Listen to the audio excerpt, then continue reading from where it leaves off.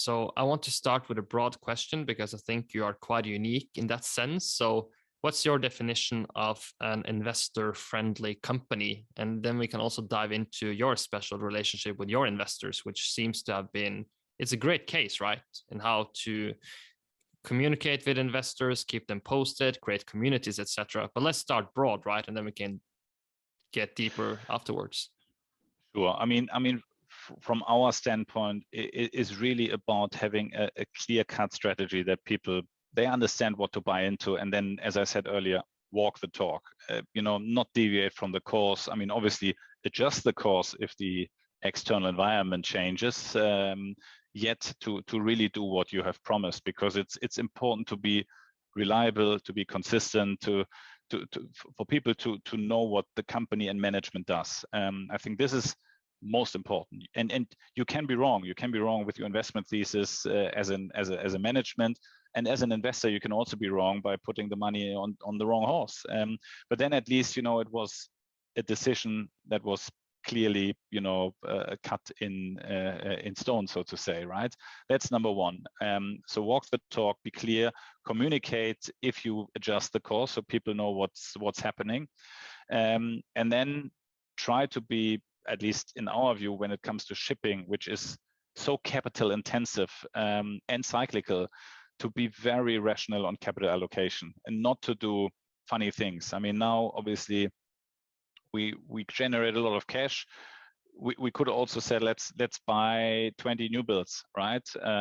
Just to grow the fleet, just to be bigger and be considered in the global market as a very big company, etc. But I think that's not what you want to do and what you should do, and what investors should expect: rational capital allocation. And this is not always the case, but to be very clear on that and to tell people what we do, what to do. And that's why we said, there is time to invest capital and there's time not to invest capital that much. And we are, at least at the very moment, in a situation where we want to return capital to investors. And I think this is how you should communicate, and this is how people should understand.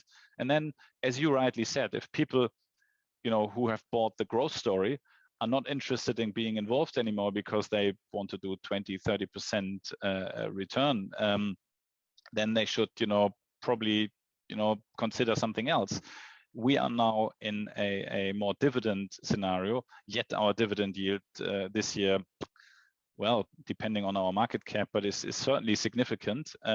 So you could actually even generate these kind of returns by a dividend, but it's now a more value, more returning capital to investors scheme, and that's what we want to be outspoken about. Be rational in capital allocation, also disciplined in growth at the right point in time, and communicate clearly to the market. And what do you think is the biggest misunderstanding that you see a lot of people with influence are telling us about the oil and gas market and shipping even? Well, I think I'll start at another point. One thing you learn after working kind of indirectly in the oil markets for many years is that nobody really has the answer. I mentioned that tankers are vividly volatile because the market is not efficient. The same goes for oil as well. And one interesting fact that very few people know is that when you look at, say, the forward curve on Brent, you think that, okay, so 2024 Brent is priced at X. There's probably a lot of analysis behind that number. They really, really know what they're talking about. Well, it's a little bit like the tanker industry. It's like a mean reversion thing, and it's where the marginal production, what the marginal production needs in order to make money. And also people think, there's probably billions of dollars being put on 2024 Brent. Well, it isn't. Kind of a feisty hedge fund with an attitude can manipulate that curve very easily. So it's not like the currency markets where you would be blown out of the water trying to move it kind of outside of where it should be. But the oil market, you can actually do that. And then you have also the simple fact that, so we trade Brent. Brent is the biggest oil contract in the world, and it's actually not more than about 700,000 barrels per day of Brent quality oil. and put that against close to 100 million barrels per day of consumption, that little physical or relatively small physical contract prices, the global commodity market. So not saying that that's kind of open for manipulation, because there's a lot of liquidity in the front end of the Brent curve, but people just have to understand that it's not messiahs. It's not like written in stone, whatever the oil analysts kind of figure out. How do you separate peak cycles from mega trends that you think will drive the market for a long time? And in that same argument, can you also tell us a bit about the boom we are seeing in people ordering LNG ships going forward as well? If you're going to create value in shipping, it's an asset play. So if you buy the assets at a high price, it's a lot more difficult to create value than if you buy ships when they are cheap. It's really that simple. But it seems like, I think also in shipping, you have a lot of other factors. You have the factors that some people are just chasing longer term contracts. They put on a lot of leverage and they hope that they will get the good residual value at the end. It's also the fact that it's a lot of other people's money. So people ordering ships, but they are not really the ones that putting money into these projects. There are other people's money, and they are collecting a fee for ordering the ships and chartering out the ships. And then somebody else takes the risk, and those people ordering the ships, they get some fees regardless. So that's a bit of a problem with the industry in general, I would say. But for us, we have been focused on our own ships because, as I mentioned, until recently, we have had basically 13 ships exposed to the spot market. So why would you then add on a lot of new ships? We're rather focused on our own ships, locking in good returns on those ships, and we are more focused on creating a good return for our shareholders than just building an empire with a lot of ships. Do you have any advice or recommendations for the next generation coming up, trying to make an impactful career? I mean, some of the stories you've told, obviously there's lessons in them, but maybe to wrap it up.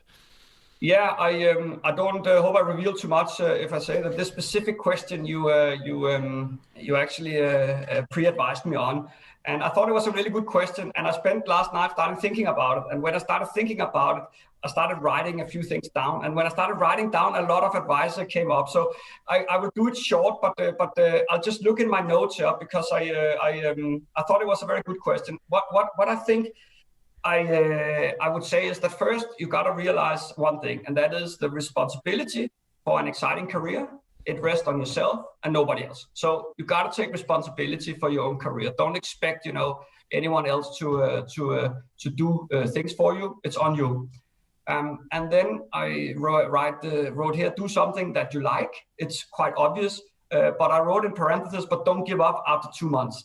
So try and seek out what you like, and that's very easy to say. It's you don't know before you start really, but if you're not happy, find something you're happy with. And then I wrote here, take chances, and that includes changing jobs, work abroad. We talked about it, because every time you take on a new challenge, you grow as a person professionally, and it's good for you. And then I wrote, believe in yourself. If you don't believe in yourself, why would anybody else? So you got to trust yourself. I know that's very easy to say, it's harder to do, but it's important. And that doesn't mean you should be inflexible. I mean, you got to be inflexible. You got to be, easy to work with. But you got to have some values, some core values that you navigate after. And I think you'll get much more respect for being who you are than trying to be someone you think people want you to be. And then I only have 2 more, so I'll be quick. I wrote here, never be afraid to seek advice or receive feedback. It's a good thing to get feedback. It's a good thing to seek advice. We don't know everything in the world. I still seek advice.